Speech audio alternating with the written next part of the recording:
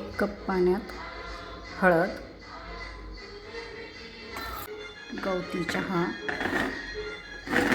ज्येष्ठ मध, विलायची, लवंग, तुळशीची पानं, किसलेलं आलं, आडोशाचे सुकवलेले पानं, ओवा. सर्व साहित्य पाण्यात टाकून उकळायला ठेवायचे. 1 कप पाण्याचं अर्धा कप पाणी झालेलं आहे. ज्यांना दूध नको असेल त्यांनी हे उकळलेलं पाणी गाळून गरम गरम प्यायचं.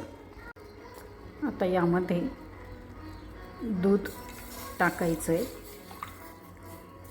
आणि चांगली उकळी आल्यानंतर गॅस बंद करायचा. उकळलेल्या हळदीच्या दुधामध्ये खडी साखर, साखर किंवा गूळ आपल्याला जे हवं ते आपण टाकू शकतो. उकळलेल्या हळदीच्या दुधात आपण आता गूळ घालणार आहे. गुळाने थोडासा कलर वेगळा दिसेल, पण गूळही आरोग्यासाठी आरोग्यदायी आहे. Golden milk. हळदीचं दूध आता तयार झालेलं आहे. ते गरम गरम प्यायचं आहे.